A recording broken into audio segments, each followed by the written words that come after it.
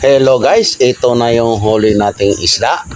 Ang isang araw, ayan may sinabawan tayo at walang kamatayang malunggay. At ito, meron tayo ding piniritong lumahan yan guys. Napakasariwa yan at yan sabaw lang ng malunggay. Solve na sa akin yan guys. Napakasarap na ulam yan guys. At wala talagang kaparis yan guys. Sa mga hindi kumakain ng malunggay dyan, ay pasensya na po kayo. At talagang ako'y gustong gusto ko yung malunggay. Lalo na sa kalagayan ko ngayon. Ako naman ay laking bundok at hindi natin napagkakaila na ako'y sanay sa ganitong mga ulam. Noong araw nga guys, inihaw lang namin yung tuyo.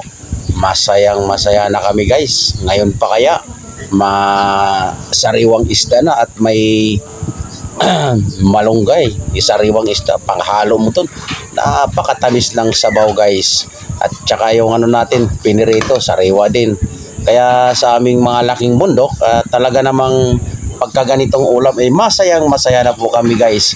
Wala pong katulad ang aming sarap na maramdaman pag ganitong ulam guys, dahil ito ay talaga namang masustansya na pagkain at yan ay sarili nating huli guys, hindi natin binibili, kaya lalong mas masarap guys. Thank you for watching.